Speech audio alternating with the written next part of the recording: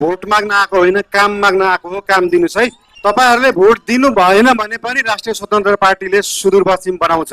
राष्ट्रिय स्वतन्त्र पार्टी सरकारमा गयो भने कांग्रेस हिँड्ने बाटो पनि बनाउँछ, एमाले हिँड्ने बाटो पनि बनाउँछ, माओवादी हिँड्ने बाटो पनि बनाउँछ।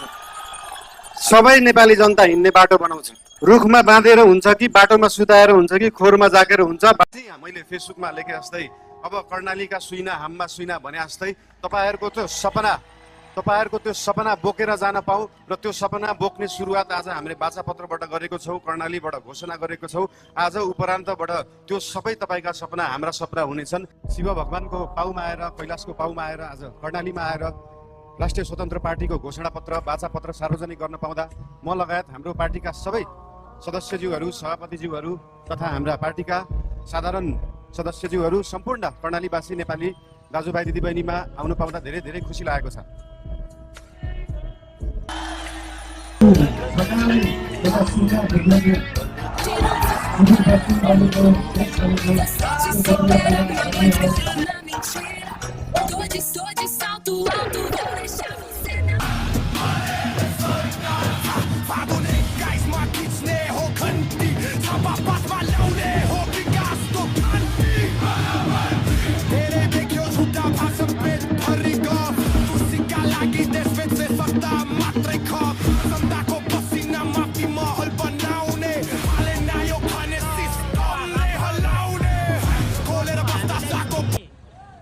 राम्रो गर्नु ल जुनै जिते पनि हामीले हेर्ने बाबु कहिले कहिले फेरि जितेर आउनु नि जुनैले जित्यो भनेर जिताउनु पर्यो। जिताउनु पर्छ घन्टी हो घन्टी जितेर पनि आउनु पर्यो आउनुहुन्छ नि अरु जितेर नेताहरू आउँछन् कि नै? अरु आउँछ कि नै? जितेपछि आउँछन् कि नै अरु नेताहरू? अरु नेताहरू आउँछन् पहिला जित्नेहरू आए कि आएनन् त। सुदूर पश्चिमलाई सुनजिक पश्चिम बनाउनु पर्यो। राष्ट्रिय स्वतन्त्र पार्टीको त्यो हो एजेन्डा। तपाईहरुलाई आज यहाँ आएर भेट्न पाइयो, धेरै खुसी लागेको छ। म धेरै बोल्ने मान्छे होइन। राष्ट्रिय स्वतन्त्र पार्टी तपाईहरुसँग यहाँ भोट माग्न आएको होइन, काम माग्न आएको हो। काम दिनुस् है।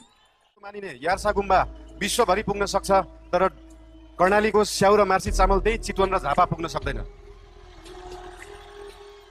यहाँको उत्पादनलाई कम्तीमा पनि देशभरि पुर्याउने पार्टी बन्न चाहन्छ राष्ट्रिय स्वतन्त्र पार्टी। आफैमा यो सिन्जा भ्याली सिभिलाइजेसन, सिन्जा उपत्यका सभ्यता भएको ठाउँ, नेपाली भाषाको उद्गम स्थल, खस भाषाको उद्गम स्थल।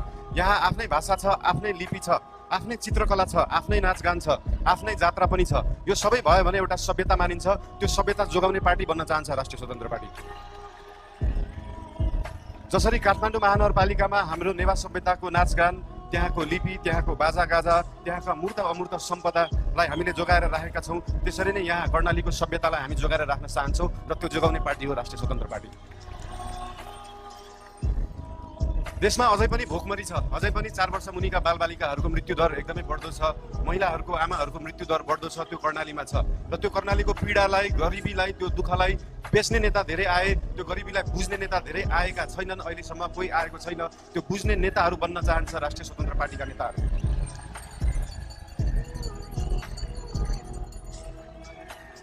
यहाँको पर्यटन, यहाँको सम्भावना, यहाँको कृषि, यहाँको खेतीपाती, यहाँको आय आर्जन सबै वृद्धि गर्न पाऊँ, तपाईहरुको आशीर्वाद लिन पाऊँ। र तपाईहरुको अस्ति मैले फेसबुकमा लेखे जस्तै अब कर्णालीका सुइना हाममा सुइना भने जस्तै तपाईहरुको त्यो सपना बोकेर जान पाऊँ र त्यो सपना बोक्ने सुरुवात आज हामीले बाचापत्रबाट गरेको छौँ, कर्णालीबाट घोषणा गरेको छौँ। आज उपरान्तबाट त्यो सबै तपाईका सपना हाम्रा सपना हुनेछन्। ती सपना बोकेर यहाँबाट जान पाऊँ। धेरै धेरै धन्यवाद। नमस्कार।